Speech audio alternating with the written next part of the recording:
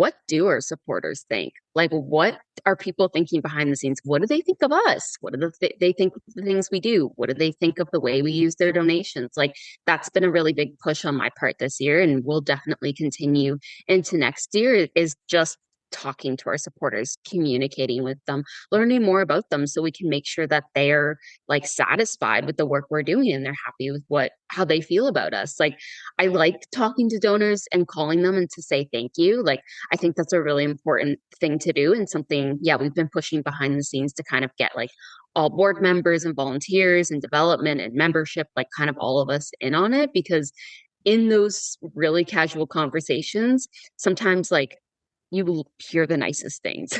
Like, you learn the nicest things. Like, you learn more about our supporters and why they care about our cause and why they like our mission.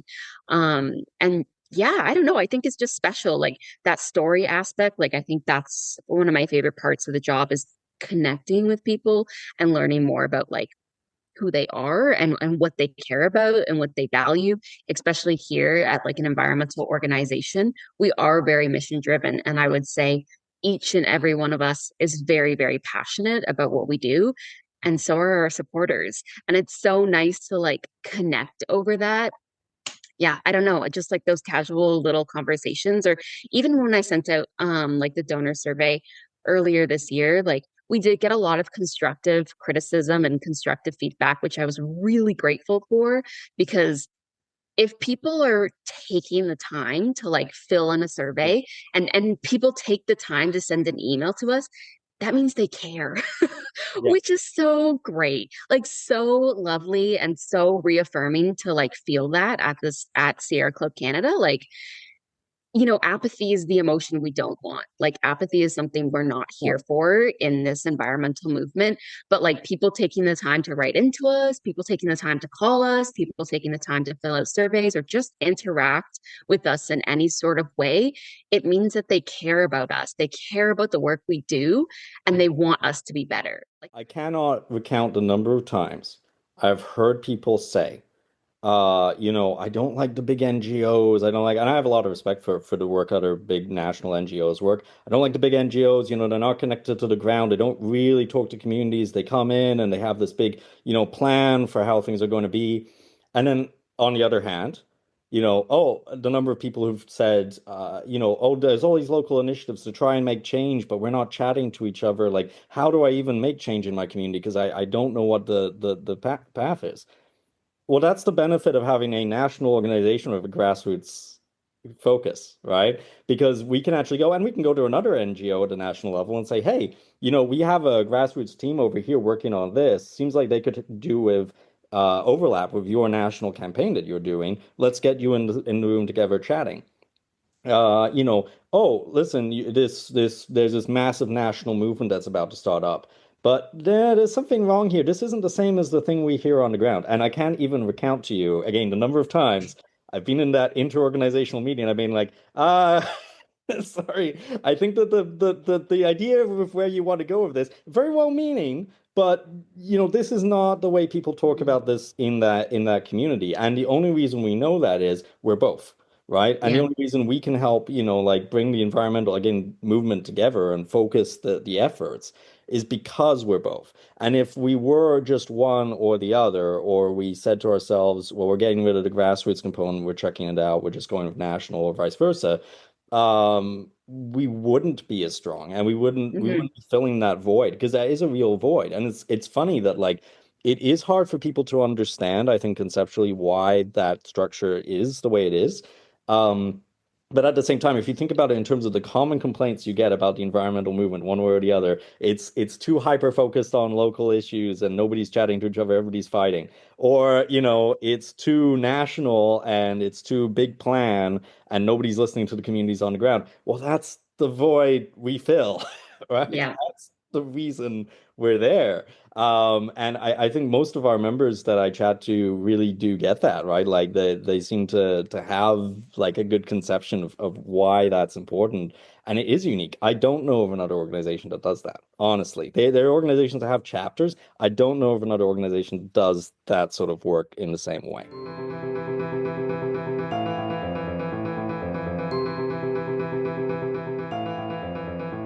Hi, everyone, and welcome to another episode of the Environment in Canada podcast, a podcast about the environment in Canada by Sierra Club Canada.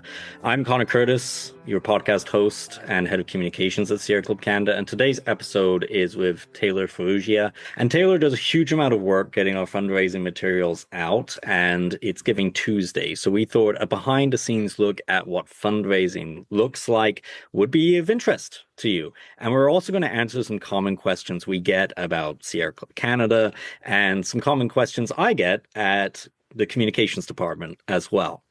So please check out the podcast, take a listen to what Taylor has to say. If you're feeling like giving to Sierra Club Canada this year, you can do so at sierraclub.ca. We'll have the link to the donation page in the description. But even if you're unsure, go to the website, check out our work, get a sense for what we do and why it's important, and go visit our staff page on our board page and check out our team and get a feeling for who's actually working here.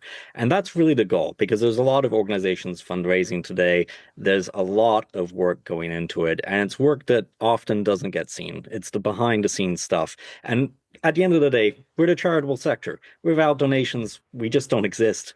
And if you want or like any of the things us or our organizations are doing, this is one way to just see how that all works. Now, you can get the Environment in Canada podcast pretty much wherever you want to get your podcasts, Apple Podcasts, Spotify, iHeartRadio, YouTube. But you can also check it out on the Harbinger Media Network, which is a cool network of podcasts that we're a part of.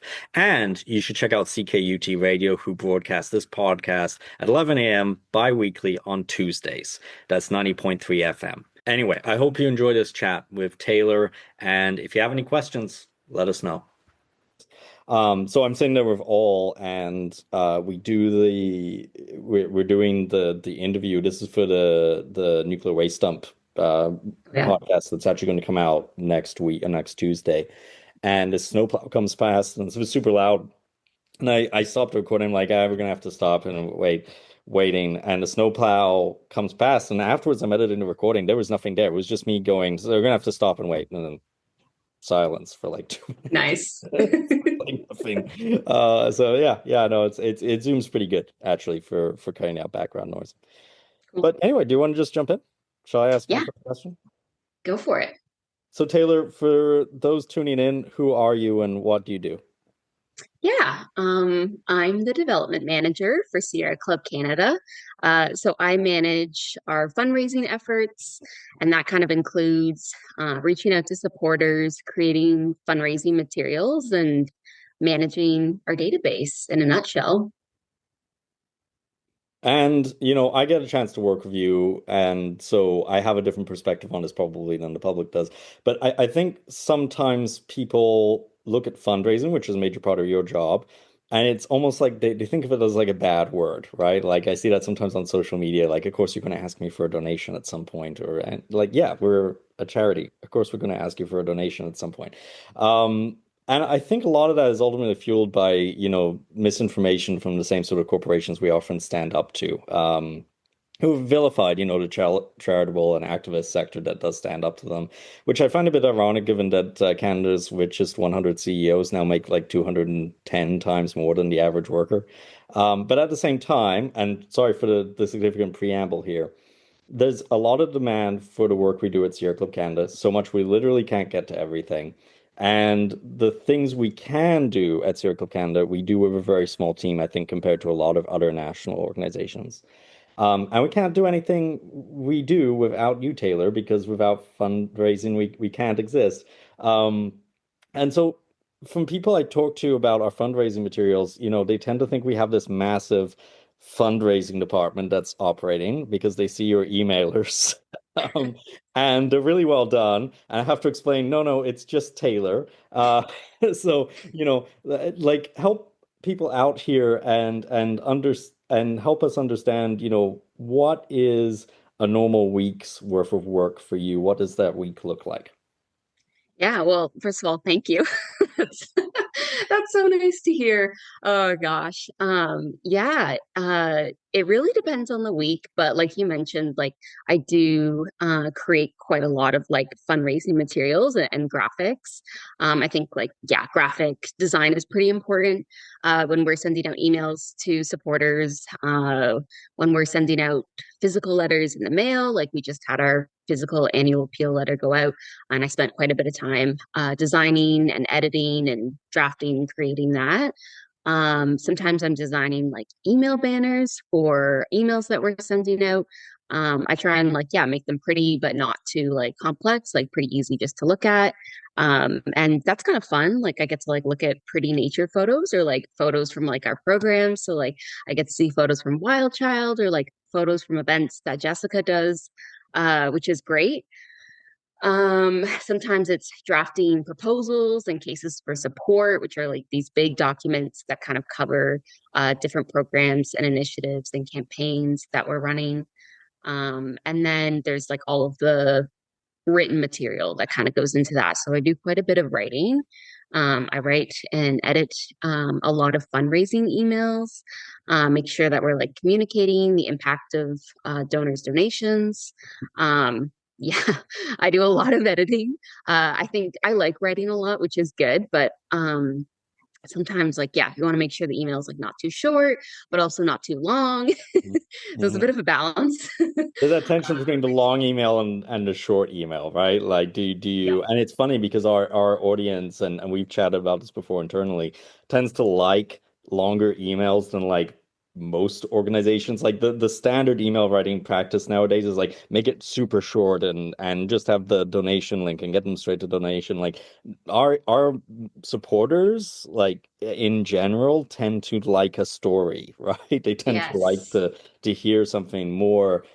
It's also nice that you mentioned the photos, and like another thing that like working here versus working other places is how much our photos are sourced in-house or like Oh just yeah. donated to us by like supporters, members, people who are out there, they're doing maybe, a bit of wildlife photography themselves, or they literally just like taking photos and they send them to us and say you can use this. It must kind of be interesting to work with that grassroots side and deal with the drafting in that respect.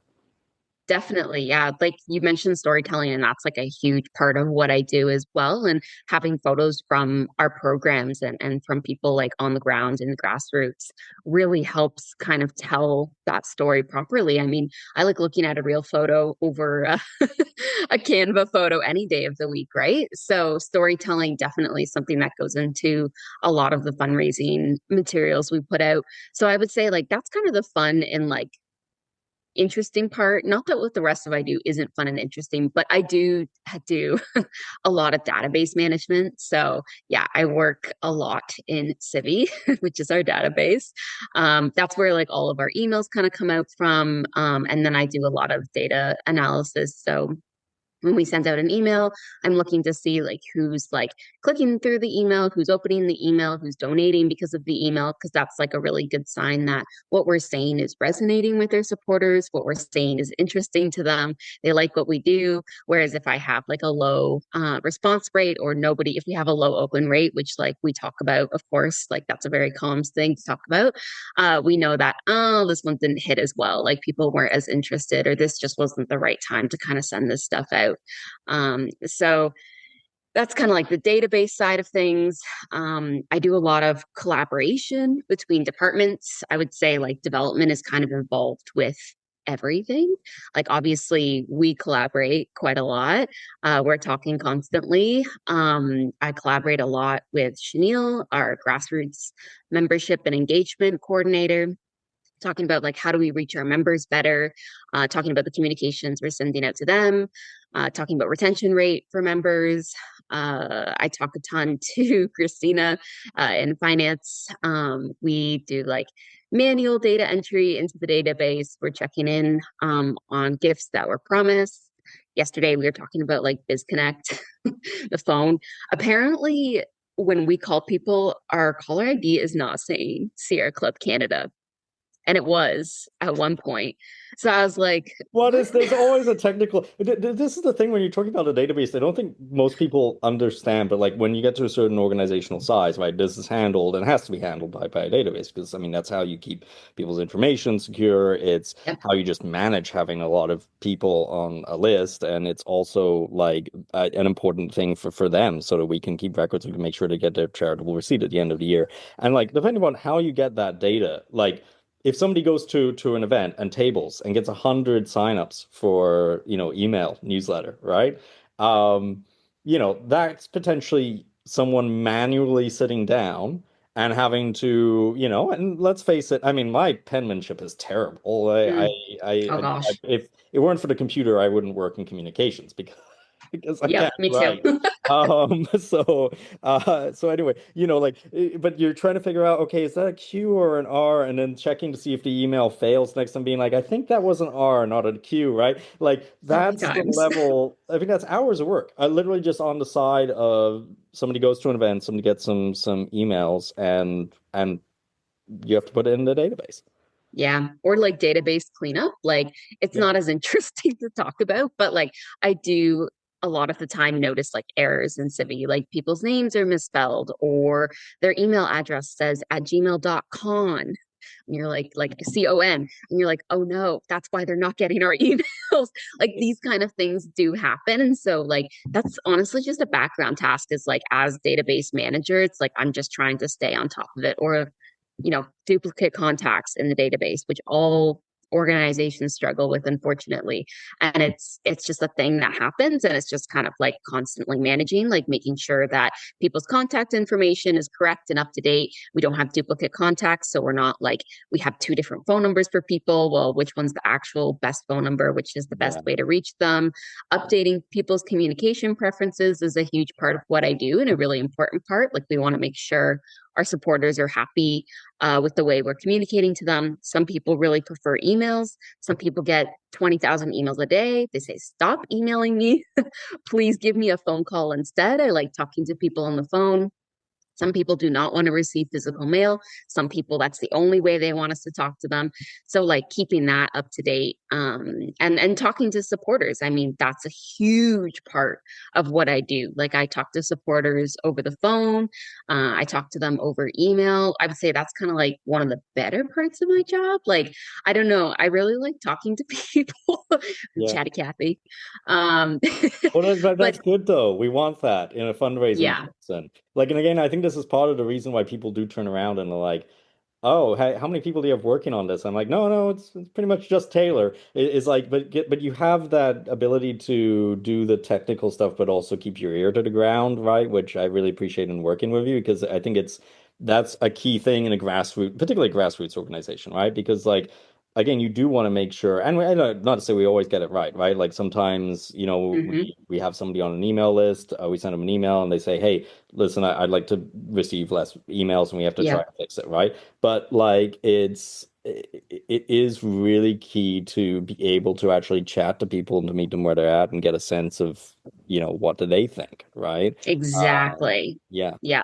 That's a massive part of fundraising too, is like, what do our supporters think? Like, what are people thinking behind the scenes? What do they think of us? What do they think of the things we do? What do they think of the way we use their donations? Like, that's been a really big push on my part this year, and will definitely continue into next year, is just talking to our supporters, communicating with them, learning more about them so we can make sure that they're like satisfied with the work we're doing and they're happy with how they feel about us. Like I like talking to donors and calling them and to say thank you. Like I think that's a really important thing to do, and something, yeah, we've been pushing behind the scenes to kind of get like all board members and volunteers and development and membership, like kind of all of us in on it, because in those really casual conversations, sometimes like you hear the nicest things. Like you learn the nicest things. Like you learn more about our supporters and why they care about our cause and why they like our mission. And yeah, I don't know. I think it's just special. Like that story aspect. Like I think that's one of my favorite parts of the job is connecting with people and learning more about like who they are and what they care about and what they value, especially here at like an environmental organization. We are very mission driven. And I would say each and every one of us is very, very passionate about what we do. And so are our supporters. And it's so nice to like connect over that. Yeah, I don't know, just like those casual little conversations, or even when I sent out like the donor survey earlier this year, like we did get a lot of constructive criticism and constructive feedback, which I was really grateful for, because if people are taking the time to like fill in a Yeah. survey, and people take the time to send an email to us, that means they care. Yeah. Which is so great, like so lovely and so reaffirming to like feel that at this at Sierra Club Canada. Like, apathy is the emotion we don't want. Like, apathy is something we're not Yeah. here for in this environmental movement. But like, people taking the time to write into us, people taking the time to call us, people taking the time to fill out surveys or just interact with us in any sort of way, it means that they care about us. They care about the work we do, and they want us to be better. Like, there is just, yeah, there's no better Well, feeling than that. and we try to get back to everybody. And actually, I say this, and I've got a couple of emails I know that I have to get back to supporters who've written in. And it's just been one of those weeks. We had this week we had the pipeline MOU story drop. We had a couple of other things come up that were like really core. Again, it's like a bit like if you have a big database thing that you need to do, right? Like sometimes that it's just you have to fix that problem, right? And you try to get back to people as soon as you can. And I'm thinking about like the four emails. I know I'm like I have to get back back to those now. But it is one of those things where we just did the comm survey. That's really interesting because some of the results, and we'll be sharing some in one of the newsletters, but like 90, I think it's 91.7% of people said nature and endangered species are a core part of what interests them in our work. 91.7 also said environmental and social justice is a core part of what interests them in our work.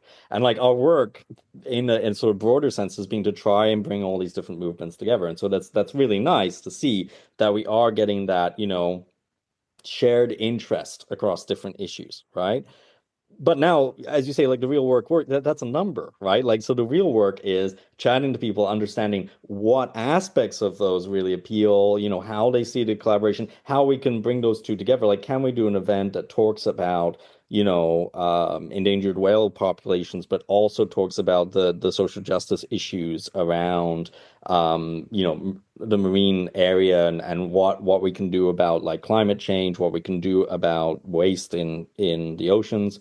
There's probably a really interesting, but that comes down to talking to people, and often because we're member focused, that goes in a direction that they kind of decide. And so I'm forgetting my next question actually because we got into this topic, but it's on this. So we do a lot of different things at the club because again, part of our focus is bringing together people across movements. So maybe that's they're working on climate change or biodiversity loss or renewable energy or environmental and social justice or the circular economy or the right to repair or getting kids out into nature. Wild Child, huge part of our work.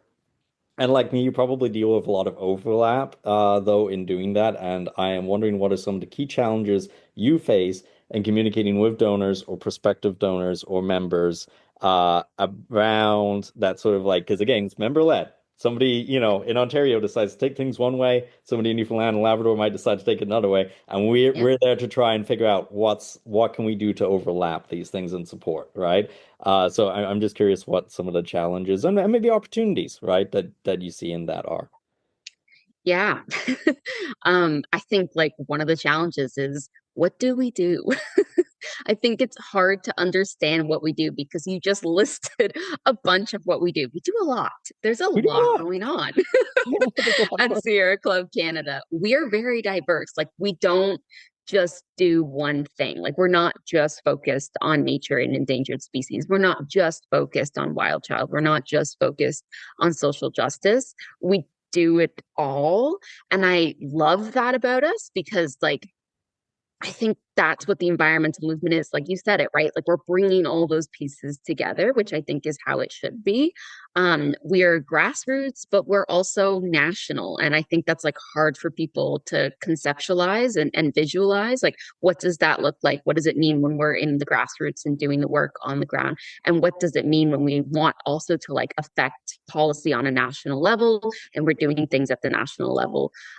Yeah, I think that can be a little tricky to elaborate on and to describe for donors. And I get it because like it still trips me up sometimes. Like I have to remind myself and really think about it. And that's, I guess, one of the hard parts of fundraising is, yeah, like Mm. communicating that and yeah, kind of having the language around what we're doing and why we're bringing people together in the environmental movement.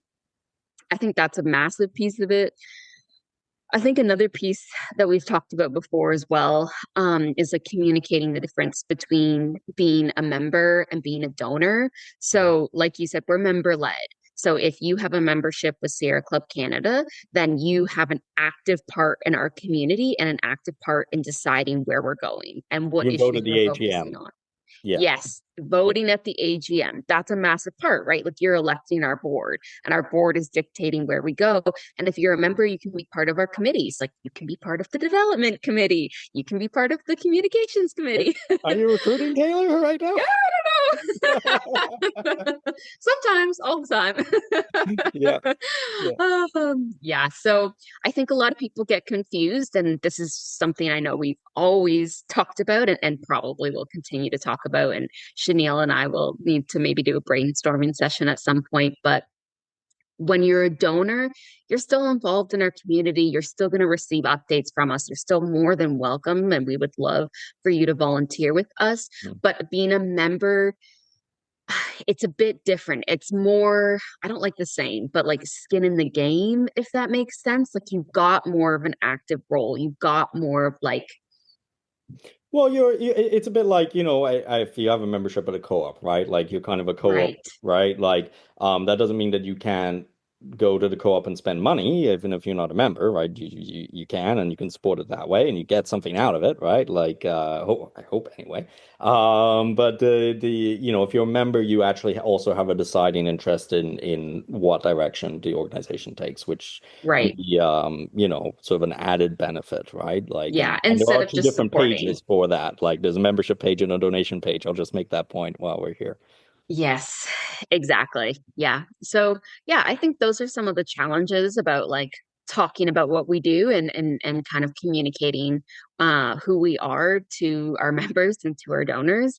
But again, like I said, like I like the fact that we're grassroots and national. Like I think that's our strength really. So I wouldn't say it's like a massive issue. It's just like making sure that we're being clear in communicating that to our donors, to our supporters, so people understand a bit more.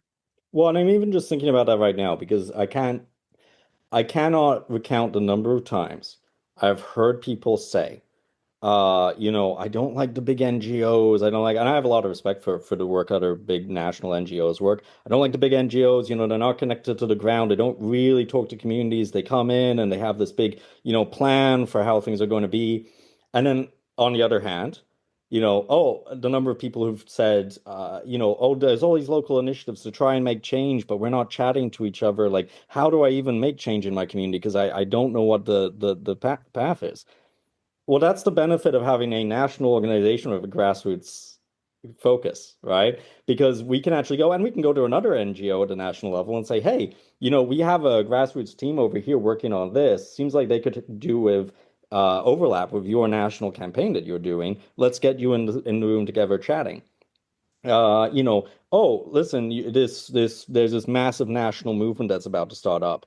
But there's something wrong here. This isn't the same as the thing we hear on the ground. And I can't even recount to you, again, the number of times I've been in that interorganizational meeting and I've been like, sorry, I think that the idea of where you want to go with this, very well meaning, but this is not the way people talk about this in that community. And the only reason we know that is we're both.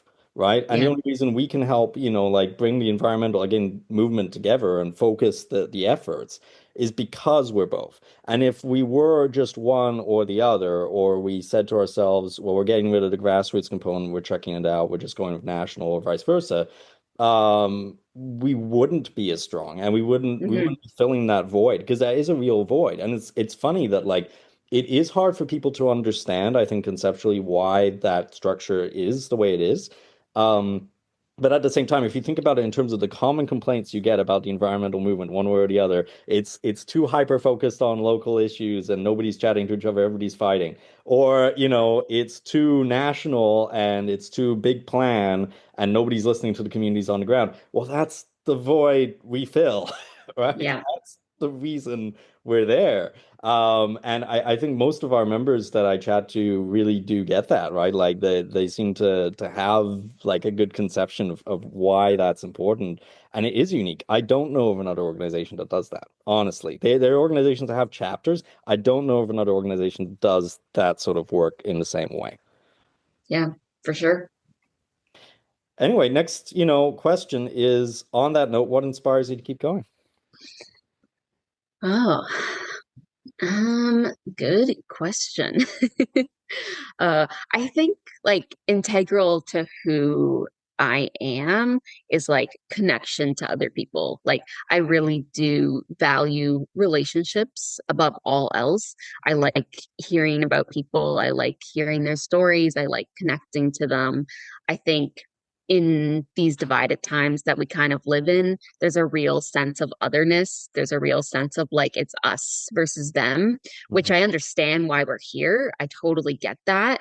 But now it's like, well, what is the same? Like, what commonalities do we have? What kind of common ground do we have? And I think another part of who I am is I love food. I am really, really passionate about eating, about cooking, about food. But I think that's because for me, food is community. Like that's my tie into community. And that's how I've connected with people all across my life. Like growing up, food was really, really important to my family. And my parents used to like host these big supper parties and like everybody used to come and it just was a really good like place to like be in and to see like growing up. Like it definitely was super impactful, like sitting at the adults table and getting to like be involved in all these adult conversations and eating really great food and connecting over our shared love of food. And I mean, everybody's got to eat, right? So Yeah. food is something that kind of connects us all. I mean, a lot of us can really appreciate a good cup of coffee. So weirdly, what inspires me to keep going is food, I guess. But yeah, community and I think connection to other people and storytelling, like sharing kind of our stories and stuff. No, I hear you on food and also on community and the other stuff, but I hear you on food. I mean, I wouldn't be able to do anything without coffee, which I know is also threatened by climate change. So there's a whole Mm, interesting overlap there, right? But it's true. Like, yeah, it brings together community in a way. I mean, I remember even talking, we had on a podcast a cooperative garden in Montreal, and we were chatting about like how food was bringing this community together and getting them out, doing that. Um, it's not food, but the Let's Plant initiative, right? Like yeah. planting wildflowers across Canada. I think this is another aspect of our work that is sometimes hard to understand. Like, why are we engaged on climate change and then also planting wildflowers across Canada? And I think the reason why is if you want to break outside that climate bubble of people who normally chat about it and actually Mm, talk of communities, sometimes the way in isn't to go do the presentation on climate change. Sometimes the way in is to go plant wildflowers yeah. and get the community together first and then start chatting to people, right? Yeah. Or, I mean, Wild Child, for instance, right, is a good example of this too. There's all these concerns these days about AI and the impact it's having actually even on children's brains and on adults' brains, quite frankly. We actually just finished up an interview where we were chatting about AI's impact on like dependency and everything, and like the value now of getting children out in nature. The way I grew up, I hate to say it, but like the way I grew up and going out and actually exploring and enjoying it, and the value to the future community that's going to take place as a result is really there. So on that note, if you had advice for young people entering the development or fundraising sector of work, what would it be? Ooh, hmm, that's a good question. I think it is important that you have passion for the organization or the cause you're working for. I think when it comes to fundraising, it comes across like when you're being passionate, it comes across as genuine. And I think it helps kind of connect people more to your mission when you're like, this is actually really cool, guys. um, Having that passion and yeah, just kind of having that spark and enthusiasm for the work you do.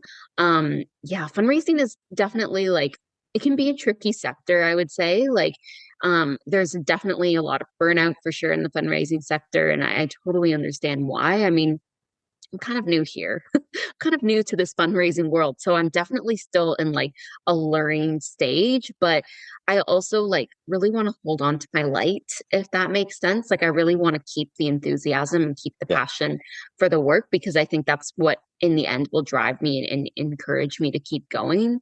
And I mean, you don't have to go to school for fundraising to get into the development and fundraising sector. Like that's not what I went to school for. But I like Sierra Club Canada, and it just so worked out that I ended up here. And like it felt like a very natural fit for me. Like this made sense as I was kind of learning more and more about what fundraising looks like and what fundraising kind of looks like here specifically. So yeah, I mean, try it. Like if you're curious about it, you're interested in it, I would never dissuade someone from getting into it. I think it's a really great field to be in and I think it's a lot of fun. So if you're interested, definitely get into it and see how it goes, I guess. And maybe it's more advice to employers then, right? Like, should they be Hmm. keeping trying to keep the light on in their fundraising person? Trying, yes. Which, you know what? Gretchen does an excellent job. I haven't even talked about Gretchen this whole time, but yes, Gretchen, our executive director, is one of the best people I've ever worked with. I mean, I love working with Gretchen, and she's someone that, yeah, has a lot of enthusiasm and a lot of passion for this work. And that lends itself to me, right? Like, if I was working for someone who was "Mm," like grumpy and didn't want to be here and didn't really care about the work that was going on, that would infect me probably. Like that Oh would yeah. make me like, oh, well, why should I care about the work I'm doing? Why should I be enthusiastic if my manager isn't, if our executive director, the person who's leading us, isn't? But luckily, that is not the case with Gretchen. So, No, but that's so true, right? Like it's the working environment that you're in and whether or not it's supportive that makes a huge yeah, I mean, I'm just happy about the whole team, right? Like there's so many people with passion and you know, again, they may be going off on different projects sometimes that I are different to mine, but yeah, I couldn't work somewhere and I still love that aspect of the communications industry too, is like yeah, it's a bit like a kitchen. You can work in the back door and say, "Hi, I'm willing to scrub dishes," and you know, like yeah, okay, you know, and then in 4 years be a line cook, right? Like yeah, it's not, or even sooner, right? Be in a year, be working on the line. It's not it's not a closed off industry either, which is good. But it does come down to who you're working with. Do they take what they're doing professionally? You know, is it a supportive team? And that, yeah. you know, I'm very grateful. If you could say one thing to people this Giving Tuesday, this is coming out a little bit earlier for people who are on our emailing list, but it's Giving Tuesday when it's going to be on the podcast version. If you could say one thing to people, what would it be? I guess get involved. I mean, Giving Tuesday is not just about donating, it's also about like volunteering your time. And so, if donating is not something that's on the table for you financially, are you able to give your time instead? I mean, we would love to have you volunteer with us. We've got a really passionate volunteer team. But if you can't, and that's a valid reality for some people, send this to someone who can. Like I think the big thing is like spreading the word and like talking we've talked about this, haha, talking about talking, but we've talked about this many times. This is in every single one of your newsletters. This is something I stand on, is talking about climate change, talking about the issues you're passionate about is the most powerful thing you can do. It doesn't matter. Like it is the most powerful thing you can do. So share this podcast with someone else, tell your dad that you were listening to this podcast and oh, this was so interesting. Like having these conversations is actually where the real change happens. So yeah. And it's where fundraising, like the best fundraising comes from, right? Like, too, is Yep. like somebody tells somebody else. I think people don't realize this. They think like it's, like, but actually, yeah, when we talk about all the comms I create or anything like that, most of the time when people hear about the club, and this comes up in the communication survey, it's because somebody maybe saw that material, but then went and talked to somebody else about it, right? And Nice. so it really is valuable. I think people, if you're listening, hopefully spread a little bit of word about us this Giving Tuesday. And how can people find out more if they want to either spread the word or donate? Yeah, definitely check out our website. The donate button is like right there in the right corner, I'm pretty sure. Big button. Pretty hard to miss. So if you, what? It's pretty hard to miss. It's hard to miss. I would think so, but you never know. Like there are a lot of really great things on the website, so it is easy to get distracted. Yeah. But yeah, have a poke around. Like we've got all of our programs and campaigns like listed out there. If you're not signed up for the newsletter, I would highly recommend signing up for the newsletter. Donate if you're feeling it. Like if you like the work we do and you want to support us, please donate to us. We are yeah, a charity, like you said. And without donations and without the support from our donors, we cannot do the work we do. Yeah. So, yeah, and also talk to me. I Cool. monitor a few different inboxes, but if people want to like reach out to me directly, they can. Development at sierraclub.ca. I'm in my inbox all the time. And honestly, this is weird, but I like getting emails. I like I said, like it's super great when people write in because I know it means they care. Like they actually took the time to talk. And that means they want to chat, they want to see more, they want to learn more. So yeah, feel free to shoot me an email and I'd be happy to talk to you about things further. That's great, Taylor. And if you do happen to sign up for the newsletter too, know for the first few months to a year, we're actually trying not to send you donation asks as much as possible. We just want you to get the content, get to know it, and get to know us. And then after those few months or a year have passed, then again, like we're in it to we need to fundraise. But Yep. at that point, hopefully you will have figured out whether or not you want to support that or not. So do get in contact with us about your comms preferences too, if you have any concerns. And there's development at sierraclub.ca is your email, and Yep. communications at sierraclub.ca is mine. And if I don't get back to you in the first couple of days, trust me, I am trying to get there as fast as I can. So, yeah. Anyway, thank you again, Taylor. I really appreciate it.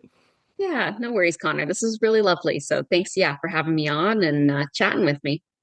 Do spread the word. Share this podcast. Let other people know about Sierra Club Canada. And if you'd like to check out more about Sierra Club Canada, go to sierraclub.ca. A quick note, there are three different Sierra Clubs. There's Sierra Club BC, there's Sierra Club Canada, and there's Sierra Club United States. Now, Sierra Club United States, Sierra Club Canada, and Sierra Club BC are all separate organizations. We all have separate financial structures, boards, incorporation, management, staff. And as a result, if you donate to one, you're not donating to all three. So make sure if you're interested in us, sierraclub.ca, you can find the others by Googling.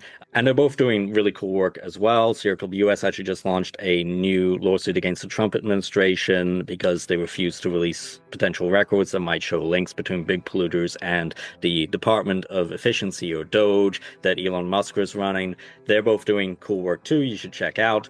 But sierraclub.ca if you're interested in us. And we do have supporters who are actually located in BC and support us nationally on our national work as well. And once again, big thanks to the Harbinger Media Network who help us get this podcast out, and a big thanks to CKUT Radio as well in Montreal, 90.3 FM. You should check them out as well. And finally, a huge thank you to you, our supporters. We can't do anything we do without you, so we really appreciate it and wishing you all a very happy Giving Tuesday.